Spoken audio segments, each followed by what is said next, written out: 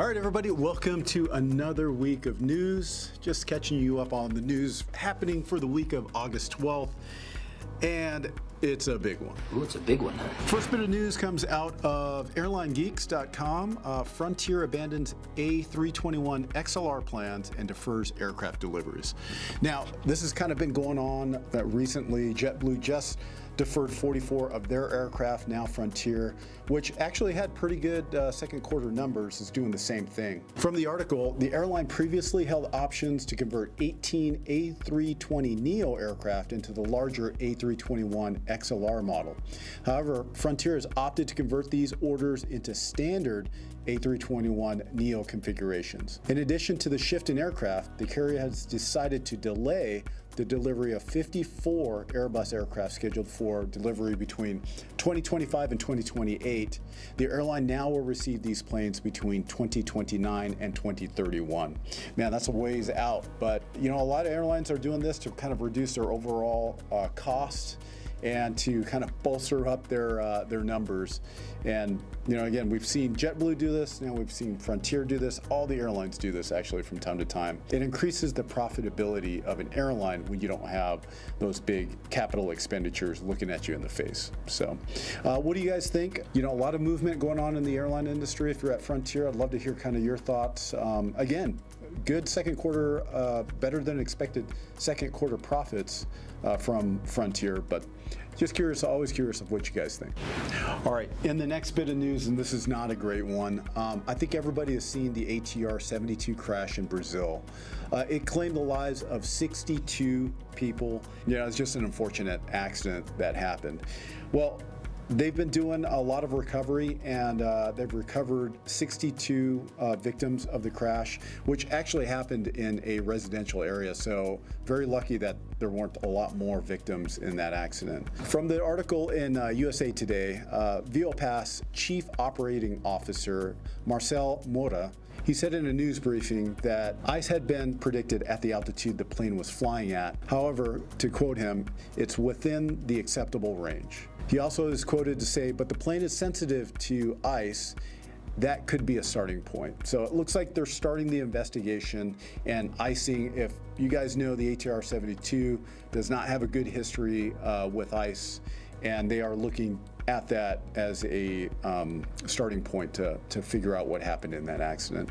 Again, 62 people lost their lives. Our heart goes out to them and to the crew as well, included in that 62. But for those of you that have experience in flying the ATR 72, I know it's a little bit older of an airplane, but I'd love to hear your comments on not necessarily trying to figure out what caused the accident. Obviously, we always wait for the investigators to figure that out, but what has been your history with the ATR 72? I know there's a lot of them down there in Puerto Rico, and they do a lot of flying within the islands with them. So just curious to see kind of what your thoughts are and what your experience was with the ATR 72.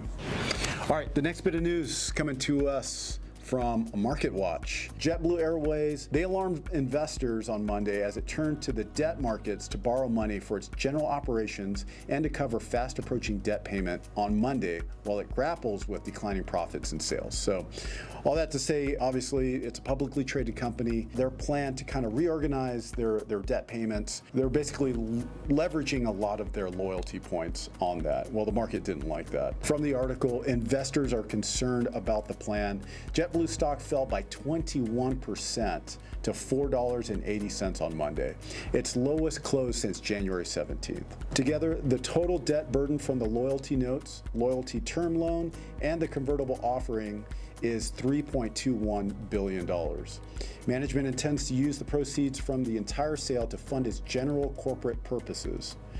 Money from the convertible notes specifically will be used to purchase a portion of its debt that expires in 2026, among other actions. So, JetBlue is trying to restructure a whole lot of debt, and they're using a lot of mechanisms to do that.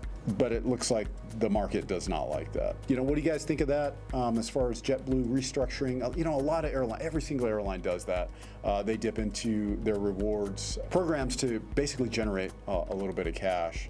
because a lot of times, and there's tons of videos out there, those rewards, those credit cards, they help fund the airline when things get a little tough. So curious of what you guys think of that too.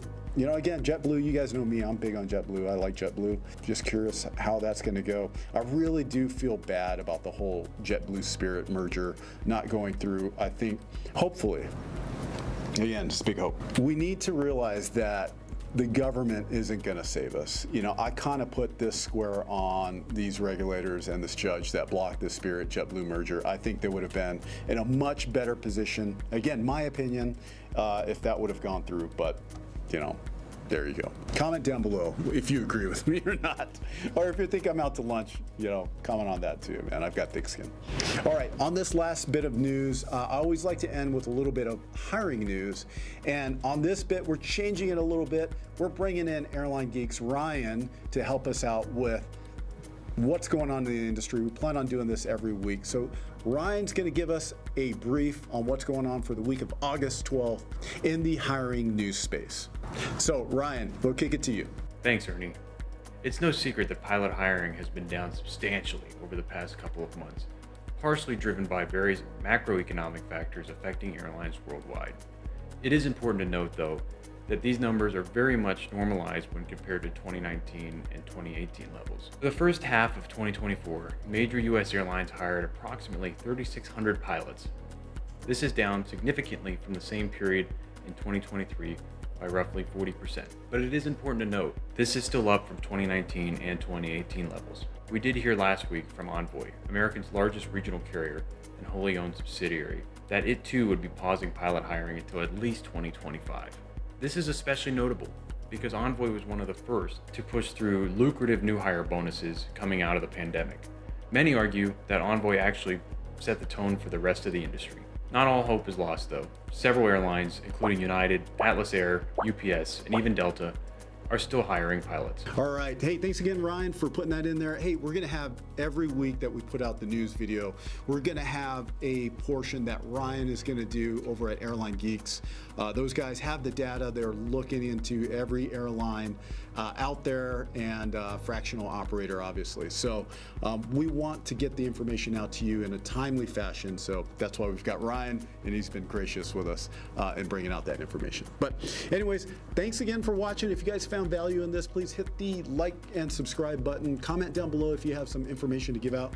Again, this is a community that we're trying to help each other out, keep everybody updated with the news, and most importantly, the hiring stuff. So also, if you haven't subscribed yet, please do it. We're on a campaign to get this channel up above 100,000 subscribers, and we can only do that with the generosity of you guys. You know, it's free to click the subscribe button. We're not asking for anything, but you know, we're trying to drive that number up too. So that's all I got, guys. I'm sitting on reserve today, so it's my third day of reserve. Haven't get assigned a trip, so yeah, I'm gonna go out and enjoy the day. So remember, always a good day to have a good day. So have a good day. We'll see you.